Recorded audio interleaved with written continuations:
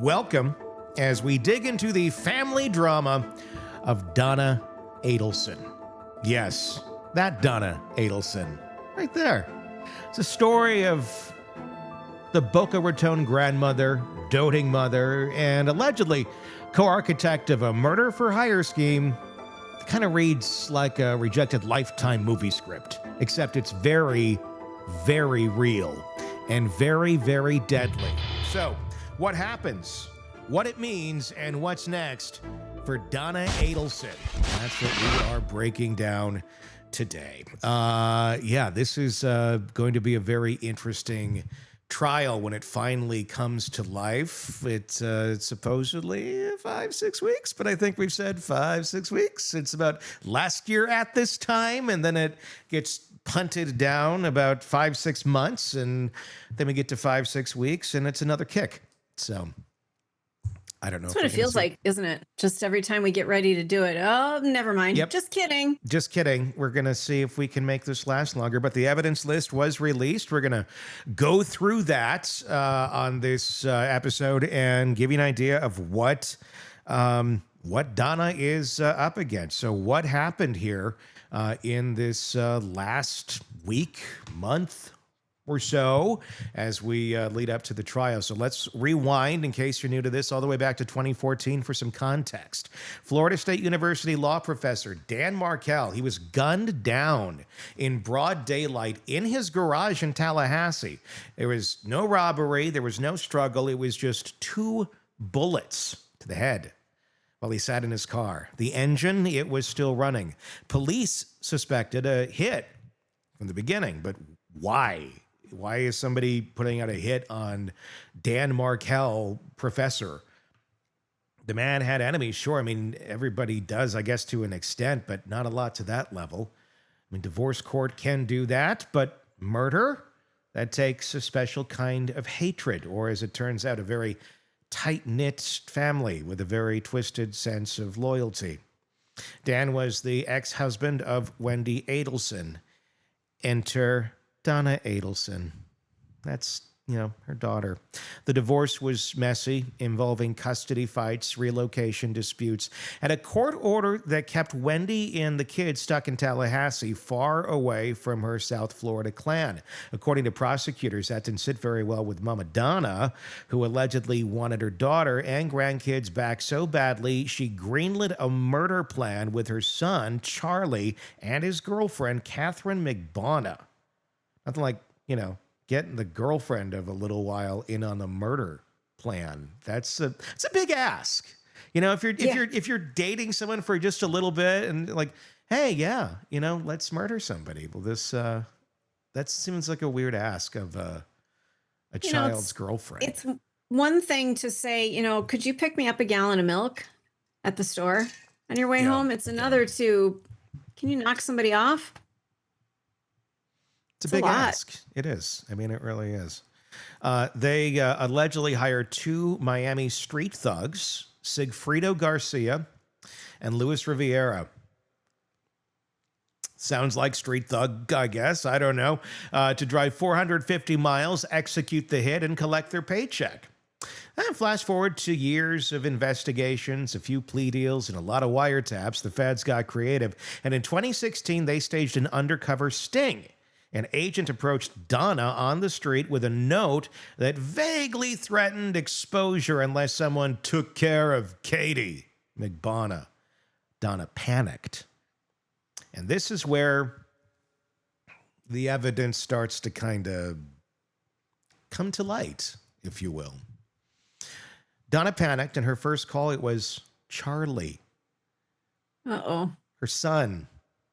The content of their recorded calls was pure mob movie material. Vague allusions, whispered panic, and a lot of "don't talk on the phone" energy.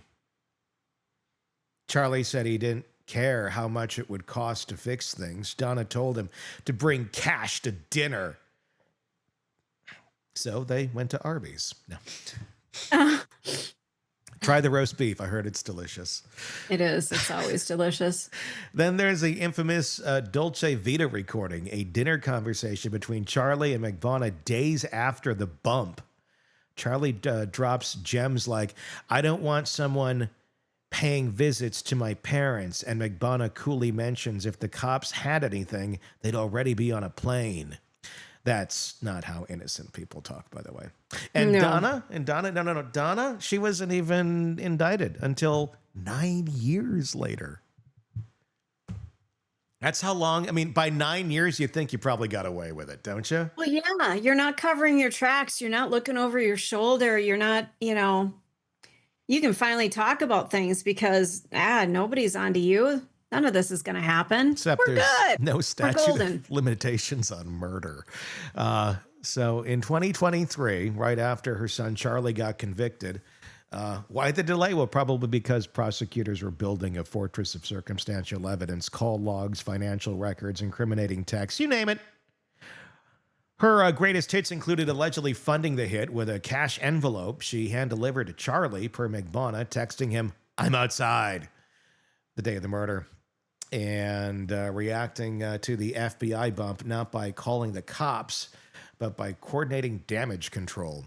Magbanua testified that when she arrived at Charlie's home the night of the murder, he handed her a moldy envelope full of cash and said his parents had just dropped it off. It was allegedly the first installment of the hit payment, paid in old bills that had clearly been stashed and, per her testimony, washed in some kind of haphazard laundering effort. So moldy was not a typo in your script here? No. Donna literally put the money in a laundry. That's not what money laundering is. You don't put Tide in there and go for it. Does Donna look surprised by that? I think Donna looks surprised by that. You don't Donna, do do that. better. That's not what money laundering is. It's not literal. Yeah. Is that what we're dealing with here? Is that what we're going to hear in court? Is just some crazy bullshit?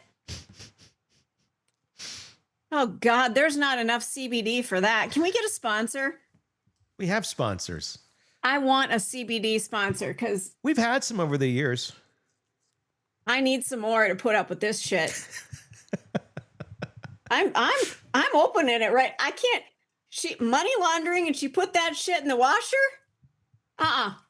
No. Nope. The hell is wrong with you, Donna? Right now, what you're watching is Stacey Cole live in the wilderness reacting to Donna Adelson. It's been a week, okay? Yeah. It's been a week, and I am melting the fuck down right now. And I'm so sick of stupid people. I'm glad Donna could bring that out in you. Oh, my God. Luis Rivera, the getaway driver and now state witness, backed it all up. He said he was told by Magbanua that the lady wanted the job done. He didn't name Donna, but Rivera testified that they were promised $100,000, and he got about $37,000 of it. Not a bad payday for 2 bullets in a road trip. The going rate down at the Quick Trip. I don't know. I don't know. What is that? What do people pay for hits? I have no idea. I mean, I guess this is very targeted at someone's. Is it based on the risk? Is it I would imagine. Well, it's based on probably the target? how much money you've got. Yeah, it's probably that too.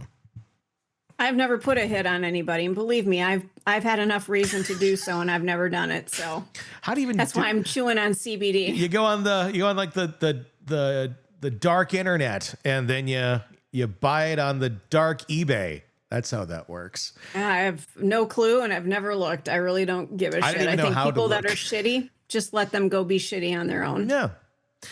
There's more. Cell phone records show a flurry of calls and texts between all the players right before and after the murder, including a call from Magbanua to Charlie and from Charlie to Donna. Investigators also found a noticeable spike in Magbanua's bank deposits after the murder, consistent with her being paid off. She also got a new Lexus because what's a hit without a post-homicide luxury upgrade? Oh, and we also mention the one-way ticket to Vietnam? Donna and her husband were arrested at Miami International Airport in July of 23, just as they were trying to board a flight to a country with no U.S. extradition treaty, because nothing says I'm innocent like a sudden attempt to flee to Southeast Asia with a suitcase and a dream. And the kicker?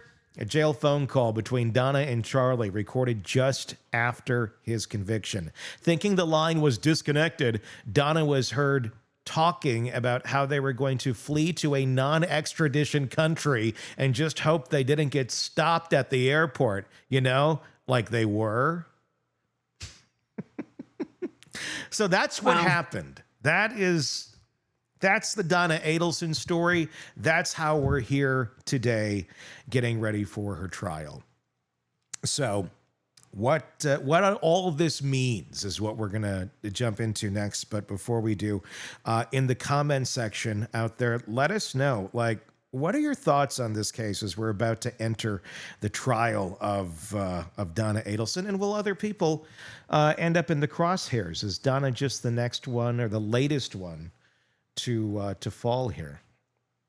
I think it's gonna be more dominoes. It's gonna be like the what's the Russian egg thing where you keep opening. Oh, the nesting dolls. The nesting, yeah, like where you just keep opening and there's another. It's like just keeps going. I feel like the Adelsons are like. Oh, and obviously we got to say this is all it's all alleged. She's innocent until proven guilty. Now, to be clear, nobody is saying Donna Adelson pulled the trigger. That's not at all what they're saying. But wouldn't that have been a thing? Grandma with the gun? That would have been, that would have been something. That would have been a bigger story. But in conspiracy law, you don't have to fire the gun. You just have to help plan the party. Bake the cake and then cut the check. Prosecutors say Donna wasn't just an angry grandma. She was the puppet master. I feel like this could be a fun marionette right here. Right? We should have a Donna Adelson marionette. Perfect for Halloween. That would be, oh my God. That would be the creepiest. I so want a Donna Adelson marionette. Mm-hmm. You should make one. I remember there used to be a clock. And I think this was I've only seen these at Norwegian stores, so maybe somebody knows what I'm talking about. And it was and it kind of looked like Donna Adelson. It does. I know exactly what you're speaking of. And you pulled it, and it goes, and the tongue kept going in and out. It looked a lot like Adelson. It really, I know exactly. The jaw was really pronounced on it. Yeah, you just pulled the string, and then it started. I always would ask to do that at my grandmother's house because she had it there, and then I get freaked out. Yeah. I loved getting scared. Anyway, prosecutors say Donna doesn't want it's not just an angry grandma. She was the puppet master. The motive, straight out of a bad soap opera, Donna hated her ex-son-in-law for dragging her daughter through divorce court, keeping her grandkids in Tallahassee, and generally not letting the Adelsons run the show. According to the testimony, she joked about buying her daughter a TV instead of a hitman. Actually, Charlie made that joke because the TV was cheaper. The rumor, dark, the subtext, that was disturbing. The real smoking gun isn't a gun. It's Donna's own words and actions. That phone call after the FBI wasn't a woman confused about a random threat. It was someone who clearly knew the game and didn't want to get caught playing. Her tone wasn't, what the hell is that? It was, oh God, it's happening. Then there's the cash. Magbanua's financial record showed a post-murder cash influx she couldn't explain. Lexus upgrade? Check. Cash deposits? Check. No source of legitimate income? Triple check. The prosecution linked those funds directly to Adelson's money. And if Magbanua got paid, someone had to cut the check. Magbanua says it was Charlie using funds from his parents. Oh, boy. Yeah. Luis Rivera's testimony may not name Donna outright, but his account of the murder for hire arrangement matches every other brick in the wall. Magbanua says the cash came from Donna. Donna's text proves she was physically at Charlie's place that day. And now we have both a motive and a payment trail. Then there are the post-murder moves. Donna's behavior screams consciousness of guilt. The panic after the fake extortion, the coded phone call, the cash dinner meetup, the extradition travel plans, and the cherry on top that accidentally recorded jail call about how she hoped they would get stopped or wouldn't get stopped at the airport. You can't make it up, and you don't need to. The timeline of the phone calls is damning, too. Investigators outlined a cascading trail. After the hit, the killers called Magbanua. She called Charlie. Then Charlie called Donna. Donna and her husband showed up at Charlie's house, where, according to Magbanua, the cash appeared. Wow! Even without a confession, the chain is tight. Real tight. And to that, the forensic accountant who traced Magbanua's unexplained income, the digital forensics that mapped everyone's calls, and the fact that every single person tied to the case except Wendy has either flipped or been convicted. And yeah, it doesn't look good for Grandma. So that's what it means right now. But what's next for Grandma? No. Donna's finally facing her day in court, supposedly. Knock on fake wood. Slated for trial in August of 25, prosecutors are bringing the heat. 133 pieces of evidence, including the wiretaps, financial records, phone logs, jail calls, and testimony from convicted co-conspirators. The kind of stuff that keeps defense attorneys awake at night. And the defense, they're trying to frame her as the worried Jewish mother who just got caught up in her kid's mess. Their strategy, cast doubt on every piece of circumstantial evidence, discredit witnesses like Magbanua, who's already serving life, and allegedly sees throwing Donna under the bus as a potential last-minute Hail Mary, and argue that the state has no direct proof Donna ever said, "Go kill Dan." But here's a problem with that argument. Jurors aren't dumb. Well, I gotta object because I gotta say, I haven't seen a good track record lately. Yeah, not all of them. Not all of them, but we'll see. It's a slot machine these days. It's a very loose slot machine these days. Mm-hmm. They know, some know how to read between the lines. Some know when someone is acting shady, and some know that people who don't commit murder plots usually don't flee to Vietnam or tell their son to bring cash. At least one would hope one could connect those dots. The big wild card, Wendy Adelson. She's not charged yet. The prosecutors have publicly named her an unindicted co-conspirator. She testified in previous trials under immunity, but her credibility is shredded. If Donna goes down, pressure to indict Wendy will skyrocket. And if Wendy ever flips, it's game over for the Adelsons. This case isn't just about one murder. It's about power, control, a family that allegedly treated a man's life like a legal nuance to be eliminated. And the fallout will ripple far beyond that Tallahassee driveway. So buckle up. Donna's trial is coming. And if the state delivers it the way they did with Charlie, we might be seeing the end of the Adelson dynasty, allegedly. We'll see how that turns out. You going to be sad when the Adelson dynasty is over? I think I've done really well without it, so I think I'm good. I think I'm good for a bit. Yeah. I think it's pretty clear cut. I don't know how you're not going to convict her, but again, juries can be swayed. I wonder if we're going to see Donna coming in there I mean, you know how you make people up for court however you want them to be presented to the jury.